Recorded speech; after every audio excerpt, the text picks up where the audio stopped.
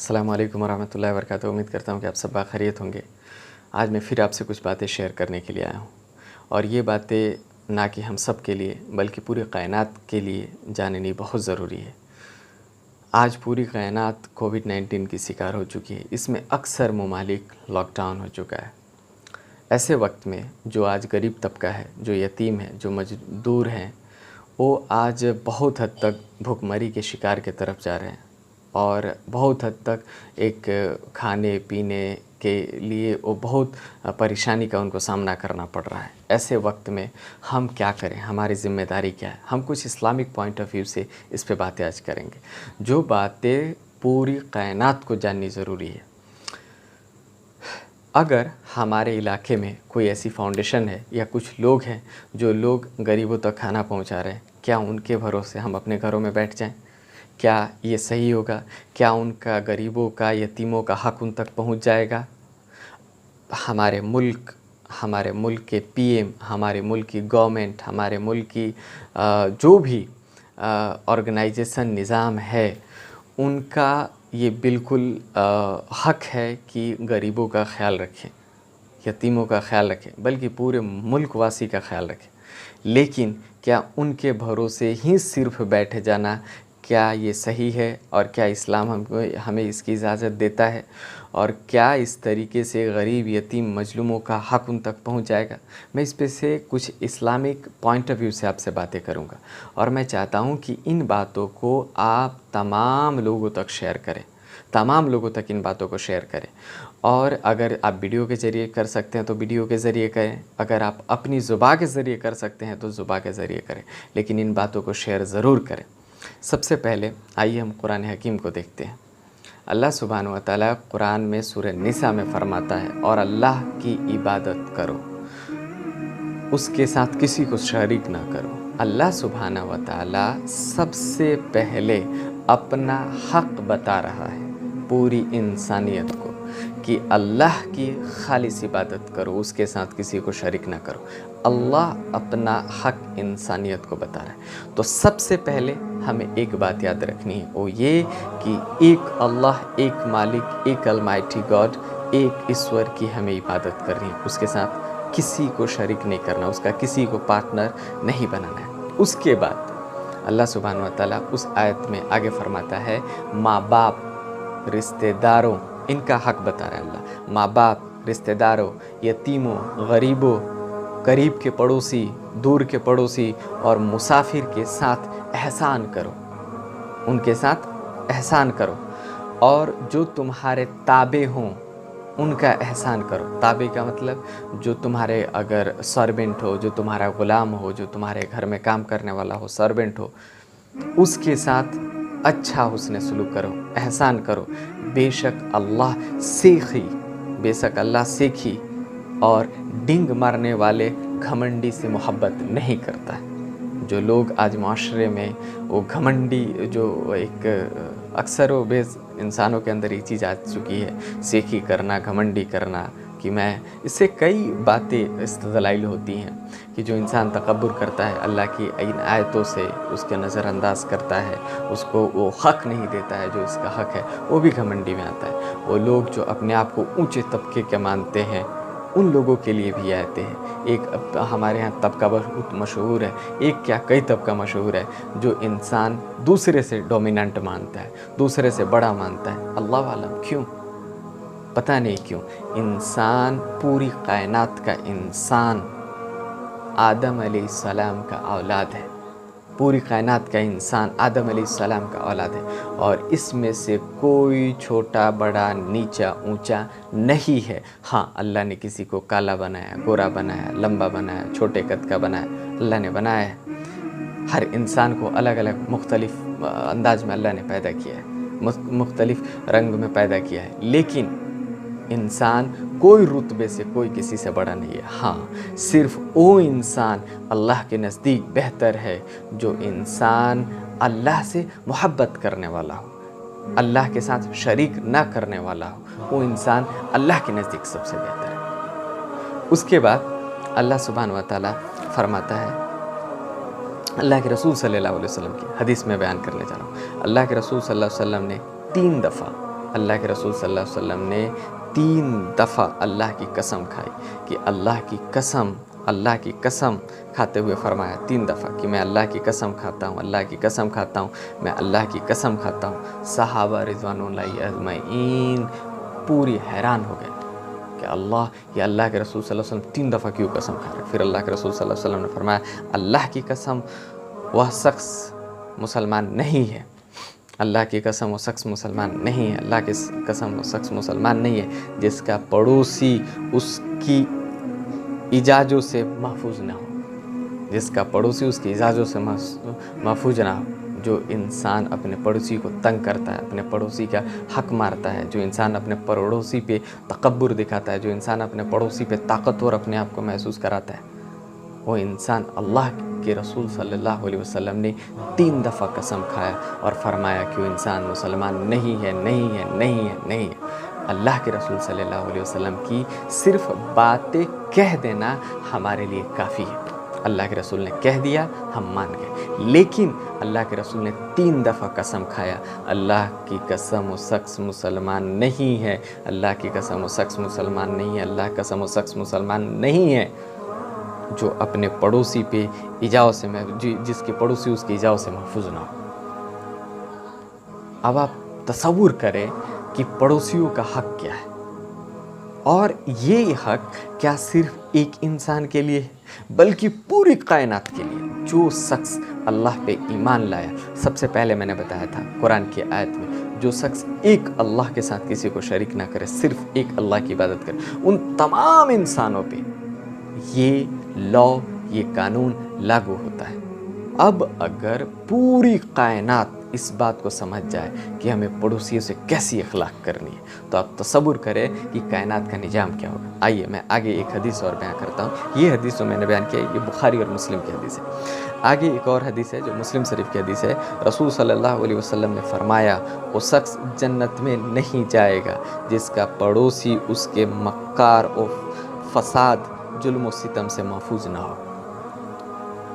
आप तसव्वुर करें कि अल्लाह के रसूल सल्लल्लाहु अलैहि वसल्लम ने फरमाया, वो शख्स जन्नत में नहीं जाएगा जिसके पड़ोसी उसके मक्कार और फसाद, जुल्म और सितम से महफूज ना हो। क्या हम अपने पड़ोसियों पे जुल्म और सितम करते हैं? हर इंसान अपना मुहासबा करे, हर इंसान खुद के तरफ देखे और अपने पड़ोसियों से रिलेशन देखे। आप अपने आप को कहते रहिए हम मुसलमान हैं, आप अपने आप को कहते रहिए हम जन्नती हैं, आप अपने आप को जो दिल में आए कहिए नमाजी हैं, हाजी हैं, कारी हैं, इब्ती हैं, मुफ्ती हैं, लेकिन अल्लाह के रसूल ने फरमा दिया वो शख्स मुसलमान नहीं है जो जिसका पड़ोसी उसके मक्कारी से, उसके फसाद से, उसके जुल्म और सितम से महफूज नहीं है, वो मुसलमान नहीं है। अल्लाह के रसूल ने फरमा दी।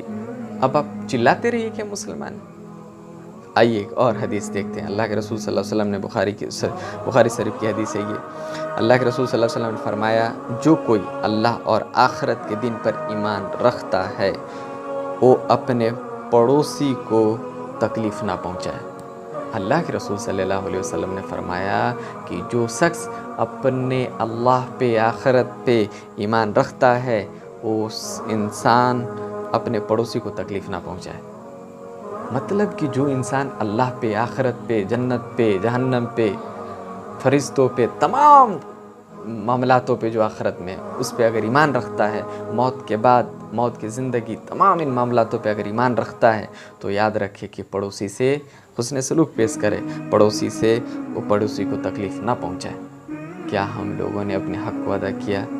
और अगर ना किया तो हमें चाहिए कि हम आज अभी तौबा करें, आज अभी तौबा करें और तौबा करके और तुरंत अपने पड़ोसियों का हक़ अदा करना शुरू करें। इसके बाद जिस मौजू की तरफ मैं आना चाहता हूँ वो दरअसल मैं आपसे डिस्कस करना चाहता हूँ कि ये तो रही बातें कि जो पड़ोसियों का हक़ है, जो लोगों का हक़ है। अब अगर पूरी कायनात में ये निज़ाम लोग समझ जाएं कि मुझे पड़ोसियों से, मुझे रिश्तेदारों से, मुझे यतीमों से, मुझे गरीबों से, मुझे ग़ुलामों से, मुझे सर्वेंट से किस तरीके से बिहेव करना है, किस अंदाज में हुस्न सलूक करना है, तो आप तसव्वुर करें कि पूरी कायनात का, पूरी दुनिया का निज़ाम कैसा होगा, कितना अमन व सुकून का निज़ाम होगा। इसी तरीके से आइए अब जिस मौजू की तरफ हम जाना चाहते हैं अल्लाह सुब्हानहू व तआला ने सूरह बकरा में फरमाया, जो लोग गैब पर ईमान लाते हैं, जो लोग गैब पर ईमान लाते हैं और नमाज कायम करते हैं और हमारे ज़रिए दिए हुए माल में से खर्च करते हैं, जो लोग गैब पर ईमान लाते हैं, नमाज कायम करते हैं, हमारे दिए हुए माल में से खर्च करते हैं। गैब पे ईमान लाने का क्या मतलब है? कि जो अल्लाह पे, मौत के बाद की ज़िंदगी पे, जन्नत पे, जहन्नम पे, फ़रिश्तों पे, तमाम उन मामलातों पे जो इंसान के कुरान और सुन्नत फरमा रहा है, अल्लाह सुब्हानहू व तआला फरमा रहा है, अक़ल के ख़िलाफ़ जाए या ना जाए, उन तमाम मामलातों पे ईमान लाता है और नमाज को कायम करता है और हमारे ज़रिए दिए हुए माल में से खर्च करता है। अब अल्लाह ने फरमाया कि हमारे दिए हुए माल में से खर्च करता है। ये खर्च कहाँ करना है? आम इंसान ये सब खर्च करना है, कहीं करो, फिल्म बनाने में पैसा खर्च कर दो, एक हॉल में जाने में पैसा खर्च कर दो, तो अय्याशी में पैसा खर्च कर दो, तो पैसा को उड़ा दो। आप याद रखें कि इसके बारे में ज़िक्र ना हो रही है। अल्लाह सुब्हानहू व तआला जो ख़र्च का तरतीब बता रहा है वो कुछ अलग है। वो किस में है? जो मैंने अभी पहले आपको बताया, गरीबों में, मज़दूरों में, इन यतीमों में, अपने सर्वेंट में, अपने पड़ोसियों में, रिश्तेदारों में, इन तमाम में कहाँ पैसा खर्च करना है। मैं आप एक हदीस के ज़रिए आप समझें। ये हदीस मुस्लिम शरीफ की हदीस है। अल्लाह के रसूल सल्लल्लाहु अलैहि वसल्लम ने फरमाया कि बंदा कहता है मेरा माल मेरा माल, बंदा कहता है मेरा माल, हालांकि उसका माल सिर्फ 3 सूरतों में है। कितनी सूरतों में? सिर्फ 3 सूरतों में है। जो उसने खाया, जो उसने खाकर ख़त्म कर दिया या पहनकर पुराना कर दिया, खाकर ख़त्म कर दिया या पहनकर पुराना कर दिया और अल्लाह की राह में देकर ज़ख़ीरा कर दिया। और ये 3 तरतीब बताया, जो उसने खाकर ख़त्म कर दिया, जो उसने पहनकर पुराना कर दिया और जो अल्लाह की राह में देकर उसको ख़त्म ज़ख़ीरा कर दिया। उसके बाद अल्लाह के रसूल सल्लल्लाहु अलैहि वसल्लम फरमाया कि और जो उनके अलावा है वो तो इसे लोगों के लिए छोड़ कर जाने वाला है। इंसान की दौलत, इंसान के पास कितना भी दौलत, फ़िरौन से ज़्यादा दौलत क्यों ना हो, क़ारून से ज़्यादा दौलत क्यों ना हो, पूरी कायनात उसकी क्यों ना हो, पूरी कायनात एक सोना का पहाड़ क्यों ना हो उसका हो, लेकिन 3 सूरतों में वो इसको इस्तेमाल करता है। एक, पहला जो खाता है, जो पहनता है, उसके बाद जो अल्लाह की राह में ख़र्च कर रहा है, इसके बाद तमाम की तमाम दौलतें, वो तमाम की तमाम दौलतें लोगों के लिए छोड़कर चले जाता है। कोई नहीं दौलत को लेके जाता है। इसके बाद एक और हदीस है, जिस हदीस को मैं आपके सामने रखना चाहता हूँ कि अल्लाह के रसूल सल्लल्लाहु अलैहि वसल्लम ने फरमाया कि जो वो शख्स मोमिन नहीं है जो पेट भर कर खाता है, वो शख्स मोमिन नहीं है जो पेट भर कर खाता है और उसका पड़ोसी भूखा रहता है। वो शख्स मोमिन नहीं है जो पेट भर कर खाता है और उसका पड़ोसी भूखा रहता है। आप तसव्वुर करें कि क्या हम अपने खाने के बाद एक ब्रेकफास्ट, डिनर, लंच, इन तमाम खाने के वक्त में क्या हम अपने पड़ोसी से पूछने जाते हैं कि मेरा भाई खाना पीना हो गया? क्या हम पूछते हैं? क्या अपना हक अदा करते हैं? और अगर नहीं करते हैं तो ये हदीस याद रखें कि वो शख्स मोमिन नहीं है जो शख्स पेट भर कर खाए और उसका पड़ोसी भूखा रहे। अगर ये निज़ाम अगर लागू हो जाए तो क्या आज कोविड-19 लॉकडाउन के वक्त में भी क्या हमारा पड़ोसी भूखा रहेगा? क्या हम अपने पड़ोसी का हाल नहीं पूछेंगे? तो ये हदीस तमाम मुसलमानों पे लागू है, तमाम मुसलमानों पे लागू, हर उस शख्स पे जो ईमान लाता है उस पे लागू। तो अपने पड़ोसियों का ख्याल हर एक आदमी रखे। और कौन सी ऐसी गांव, कौन सा ऐसा सिटी, कौन सा ऐसा इलाका नहीं है जहां पे जो गरीब तबका है वहां अमीर तबका नहीं है? हर जगह पे है अल्हम्दुलिल्लाह, किसी को कोई बहुत बड़ी प्रॉब्लम नहीं है। तो अपने पड़ोसियों का ख्याल रखें। अगर हर आदमी अपना पड़ोसियों का ख्याल रखता है तो कौन होगा जो गरीब रहेगा? कौन होगा जो खाने के लिए परेशान होगा? कहाँ भुखमरी के लोग शिकार होंगे? उसके बाद अल्लाह के रसूल सल्लल्लाहु अलैहि वसल्लम ने फरमाया कि जो मालदार है वह यह ना सोचे, जो मालदार है वह इंसान यह ना सोचे कि वो अमीर है। आप हदीस को गौर करें, जो मालदार है वो इंसान यह ना सोचे कि वो अमीर है, क्योंकि तुम जो कमज़ोर लोगों की मदद करते हो और उन्हीं कमज़ोर लोगों की वजह से ही तुम्हें रिस्क दिया जाता है, इसीलिए कमज़ोर लोगों को तलाश करो, उनकी मदद करो। मतलब अल्लाह के रसूल सल्लल्लाहु अलैहि वसल्लम ने फरमाया, जो मालदार है वो ये ना सोचे मालदार है। जो तुम लोग कमज़ोर लोगों की मदद करते हो, जो इंसान कमज़ोरों की मदद करता है, गरीबों का खाना पहुंचाता है, गरीबों की मदद करता है, यतीमों की मदद करता है, इनका रिज़्क, इन अमीर लोगों का रिज़्क उन्हीं लोगों की दुआएं, उन्हीं लोगों की वजह से आता है। इनडायरेक्टली ये इस हदीस में कहा जा रहा है कि अमीर जो आप तकब्बुर अपने आप पे कर रहे हैं कि मेरे पास इतना पैसा है, आपके पास जो दौलत है इन गरीब कमज़ोर लोगों, मजलूम लोगों की वजह से आपके पास दौलत है, लिहाजा आप उस दौलत को उनमें खर्च करें। मैं पूछता हूँ आपसे, क्या ये दौलत आपकी कमाई है? क्या इसे आपको अल्लाह ने न दिया? ठीक है। क्या आपकी अगर कमाई है, आप कहते हैं मैंने मेहनत करके कमाई, ठीक है, अल्लाह ने आपको सांसें दी, आपने उसका पैसा दिया, अल्लाह ने जो आपको सांसें दी आपने उसका पैसा दिया, अल्लाह ने जो कमाने के लिए जिस तरतीब, जो इल्म को लिए आपको जहन दिया, क्या आपने उसका पैसा दिया? अल्लाह ने आपको 2 हाथें दी, क्या आपने उसका पैसा दिया? अल्लाह जो हार्ट बीट आपका जो हर वक्त चलते रह रहा है, पूरी बॉडी का निज़ाम चलते रह रहा है, क्या आपने उसका पैसा दिया? अल्लाह को, आपको अल्लाह ने आंखें दी, क्या आपने अल्लाह को पैसा दिया? लिहाजा इंसान का दौलत नहीं है, जो तमाम रिस्क है अल्लाह की दी हुई है, अल्लाह की दी हुई है, और इन मजदूर, इन मजलूम, मजबूर, कमज़ोरों की वजह से दी हुई है। अब इंसान इन दौलतों को उनमें खर्च करे, क्योंकि ये दौलत सिर्फ़ आपकी नहीं है। अगर इन दौलतों को सिर्फ़ आप रखते हैं, अपने ऊपर खर्च करते हैं, गरीबों पे नहीं खर्च करते, तो आप याद रखें कि ये दौलत आपकी नहीं है और आप किसी और की दौलत अपने आप में इस्तेमाल कर रहे हैं।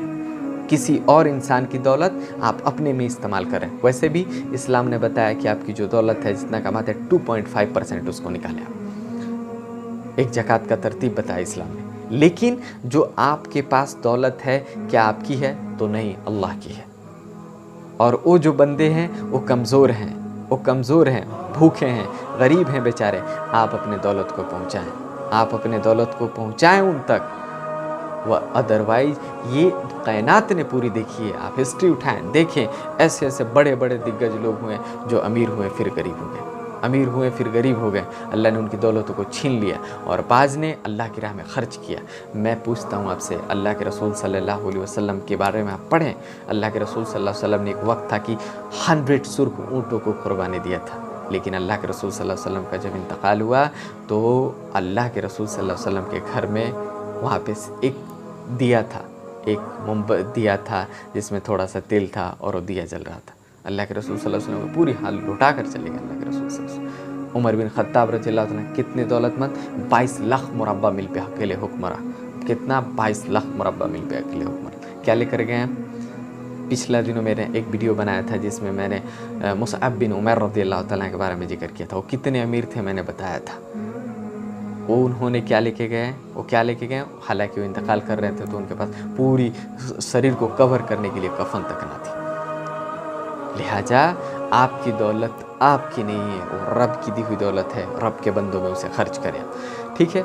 इसके बाद अगर हमारे दरमियान बाज़ ऐसे भी मामलात पेश आ रही हैं कि हमारे दरमियान कुछ ऐसे अगर मामलात आ जा रहे हैं, कोई भी ऐसा शख्स है जिसके अंदर ये चीज़ रयाकारी है, आप उससे परहेज़ करें, आप उससे बचें, उससे तौबा करें, क्योंकि इसका अंजाम और बुरा है। आप याद रखें, आज हम तस्वीर सोशल मीडिया पे फ़ोटो देख रहे हैं, बंदा एक थैला दे रहा है, एक थैला जिसमें 2-4-5 केजी चावल है, दाल है, आटा है, थोड़ा सा तेल है, उसको दे रहा है और उस दरमियान देखा जा रहा है कि 20 लोग फ़ोटो खिंचवा रहे हैं। आज एक बंदा एक प्याज लेकर, आधा किलो प्याज, आधा किलो चावल ले जाकर दे रहा है, तो वहाँ पे फ़ोटो खिंचवा के सोशल मीडिया पे डाल दे रहा है। आज किसी को भी पहुँचा रहा है, आदमी को देने से पहले उस तक पहुँचाते रहे, फ़ोटो ले रहा है। मतलब कि पूरी इंसानों के अंदर इसमें कई बातें हैं। पहली तो ये कि आप कर क्या रहे हैं, आप कर क्या रहे हैं? गरीबों को मदद कर रहे हैं। अल्लाह के रसूल ने क्या फरमाया? अगर एक हाथ से दो तो दूसरों को मालूम ना चले, क्या हदीस का इसका मतलब है? हदीस को अब कैसे समझिएगा आप हदीस को मेरे भाई। लिहाजा आप इस हदीस पे अमल करें, इस हदीस को समझें, रयाकारी अपने अंदर ना आए। उसके बाद बहुत सारी ऐसी फ़ोटोज़ हमें देखने की मिल रही। अल्लाह सुब्हान व तआला सूरह निसा में फरमा रहा है, और जो कंजूसी करते हैं और दूसरों को भी कंजूसी करने को कहते हैं, और अल्लाह ताला ने जो अपने फ़ज़ल से अता कर रखा है उसे छिपाते हैं, हमने उन नाशुक्रों के लिए रुस्वा कर देने वाला अज़ाब तैयार कर रखा है। जो लोग कंजूसी करते हैं उन लोगों के लिए अल्लाह सुब्हान व तआला ने, और दूसरों को भी कंजूसी का तरतीब बता देते हैं, अल्लाह सुब्हान व तआला उन लोगों के लिए आखिरत में रुस्वा कर देने वाला अज़ाब तैयार रखा है। उसके बाद अल्लाह सुब्हान व तआला फरमाता है सूरह निसा की आयत है, और जो लोग अपना माल लोगों को दिखाने के लिए खर्च करते हैं, जो लोग अपना माल खर्च करते हैं लेकिन दिखाने के लिए खर्च करते हैं। आप बताएं, जो फ़ोटोज़ वीडियोज़ ये सब सारी जो वायरल्स हो रही हैं, एक आदमी 1 किलो चावल दे रहा है, 50 जगह फ़ोटो भेज रहा है, पूरी सोशल साइट पे डाल दे रहा है फ़ोटो। मैं आपसे पूछ रहा हूँ, जो लोग अपना, अल्लाह ने कुरान में फरमाया, और जो लोग अपना माल लोगों को दिखाने के लिए खर्च करते हैं और अल्लाह ताला पर और क़यामत के दिन पर ईमान नहीं रखते और जिसका संगी साथी शैतान हो वह बहुत बुरा साथी है। अब यहाँ पे आदमी कहता है कि नहीं, हम तो ईमान रखते हैं, हम तो क़यामत पर आखिरत पे ईमान रखते हैं और हम अल्लाह की राह में ख़र्च भी करते हैं। अगर आप अल्लाह की राह में ख़र्च कर रहे हैं तो आप सोशल साइट, आप रयाकारी नहीं करेंगे। क्यों? इसलिए क्योंकि आपको उसकी उजरत अल्लाह से लेनी है, आपको उसकी उजरत आखिरत में लेनी है, आपको अल्लाह से उसकी उजरत की तलब होनी चाहिए, इंसानों की रयाकारी से नहीं, इंसानों के सामने रयाकारी से नहीं, दिखावे से नहीं। लिहाजा अगर कोई शख्स है तो इससे बचे, इससे तौबा करे, जो भी इंसान है इससे तौबा करे। फिर अल्लाह सुब्हान व तआला सूरह बकरा में फरमा रहा है, ऐ ईमान वालो, अपने सदका को एहसान जताकर और दुख पहुंचाकर बेकार ना करो। अपने सदका को एहसान जताकर और दुख पहुंचाकर बेकार ना करो। इस कुरान की आयत से आप समझें कि जो इंसान, एक गरीब है, एक फैमिली है, कई फ़ोटो मैंने देख, मेरा दिल दहल गया। एक गरीब लड़की है, उस गरीब लड़की को कोई आदमी, वो लड़की बुरखे में है, कोई आदमी ले जाके उसको थोड़ा सा खाना दे रहा है, कोई दे रहा है चीज़ें, चावल दाल जो भी है उसको दे रहा है। उसके तुरंत बाद उस फ़ोटो ले रहा है, उसका वीडियो बना रहा है, उसको रोक के रख रहा है, रुको फ़ोटो लेनी है, वीडियो बनानी है। क्या उस पे एहसान जताना ना हुआ? क्या उसको दुख पहुंचाना ना हुआ? मैं आपसे पूछता हूँ, अगर आप किसी मजबूरी में, अगर अल्लाह ना करे, लेकिन अगर किसी मजबूरी में अगर आप मुब्तला हो जाए, आप तक लोग अगर कोई खाना लाए पहुंचाने के लिए और फ़ोटो ले, वीडियोज़ बनाए, उसको अपलोड करें, कैसा लगेगा आपको? अगर रयाकारी करे तो कैसा लगेगा आपको? लिहाजा अल्लाह सुब्हानहू व तआला आगे फरमाता है, जिस तरह से वह इंसान जो अपना माल दिखावे के लिए ख़र्च करे और ना अल्लाह ताला पर ईमान रखे और ना क़यामत पर, उसकी मिसाल उस चिकने पत्थर की है जिस पर थोड़ी सी मिट्टी हो, फिर उस पर ज़ोरदार बारिश हो और वह उसे बिल्कुल साफ़ और सख्त छोड़ दे। इन रियाकारियों को अपनी कमाई से कोई चीज़ हाथ नहीं लगती और अल्लाह तबारक व तआला काफिरों के कौमों को हिदायत नहीं देता है। अल्लाह सुब्हानहू व तआला इस कुरान की आयत में फरमा रहा है कि वो लोग जो क़यामत पर आखिरत पे ईमान नहीं रखते हैं और अगर माल को ख़र्च कर रहे हैं, क़यामत पे आखिरत पे ईमान नहीं करते, मैंने पहले ही बता रखा है कि अगर ख़र्च कर रहे हैं तो उजरत का आखिरत से, अल्लाह से उसका तलब करें, अभी नहीं, इंसानों से नहीं, उसका रयाकारी ना करें। और जो रयाकारी कर रहे हैं, जो दौलत को ख़र्च कर रहे हैं, रयाकारी कर रहे हैं, उनका मिसाल अल्लाह ने कुरान हकीम में दिया कि उस चिकने पत्थर से आए जिस पे मिट्टी पड़ जाए और तेज़ बारिश आए और बारिश उन तमाम मिट्टी को दहला दे, तमाम मिट्टी को ख़त्म कर दे। लिहाजा उस पे क्या बच जाएगा? वो चिकना पत्थर रह जाएगा। मतलब आप करोड़ों अरबों क्यों ना पैसा ज़कात देते, अगर आपके अंदर रयाकारी है, दिखावा है, तो याद रखें वो तमाम धुल जाएगा, तमाम उस बारिश की तरह उस पत्थर पे बारिश पड़ेगा और उस पे मिट्टी है धो देता है जिस तरह, उसी तरीके से तमाम इबादत इस अमाल को आपको धो देगा। लिहाजा हमें इससे ये सीखना चाहिए कि बिल्कुल रयाकारी अल्लाह ने मना कर रखा है। कुरान हकीम में। तो सबसे पहले हमने 2-3 चीज़ों को देखा। पहले ये कि हमारे पड़ोसियों का हक है। और अच्छा, इन मामलों को समझाने के लिए मैं पड़ोसियों का जिक्र क्यों किया? इसलिए क्योंकि तमाम इंसान इस पे अमल करें, और अगर हर इंसान इस पे अमल करता है तो हर इंसान अपने पड़ोसियों का ख्याल रखेगा, कोई रियाकारी ना करेगा, उन तक खाना पहुंचाएगा, उनका ख्याल रखेगा जैसे अपना रख रहा है। तो इसमें होगा ये कि हर इंसान एक दूसरे का ख्याल रखेगा। जैसे मेरा पड़ोसी है, वो ये कुरान की आयत पे फॉलो करता है, हदीस पे करता है, तो मेरा ख्याल रखेगा, मैं उसका रखूँगा। अच्छा, इन आयतों में कहाँ जिक्र है कि नॉन मुस्लिम, मुस्लिम, क्रिश्चियनिटी, यहूदी, बुद्धिज़्म, कहाँ जिक्र है? अल्लाह के रसूल ने जो फरमाया कि अगर तुम पेट भर कर खाते हो, तुम्हारा पड़ोसी अगर भूखा है, अल्लाह के रसूल ने कहाँ बताया कि अगर तुम्हारा पड़ोसी मुसलमान भूखा हो तो? पड़ोसियों का जिक्र किया, उसमें कोई भी हो, हिंदू हो, मुस्लिम हो, सिख हो, ईसाई हो, कोई भी हो, पड़ोसी हो, उसका आप ख्याल रखिए। अल्लाह के रसूल ने कसम खाया कि उसमें अल्लाह की कसम 3 दफ़ा खाया, और बताया कि अगर वो शख्स मोमिन नहीं है जो इंसान के जिससे उसका पड़ोसी परेशान हो। लिहाजा कहाँ बताया कि उसका पड़ोसी जिसको परेशान कर रहा हो हिंदू नहीं होना चाहिए, मुस्लिम को परेशान ना करे, सिर्फ हिंदू को कर सकता है, ईसाई, सिख इसमें कर सकता है? बिल्कुल नहीं। जो भी पड़ोसी है, अगर मेरा कोई पड़ोसी है, मुस्लिम हो, हिंदू हो, सिख हो, ईसाई हो, कुछ भी हो, वो मेरा ख्याल रखे, मैं उसका ख्याल रखता हूँ।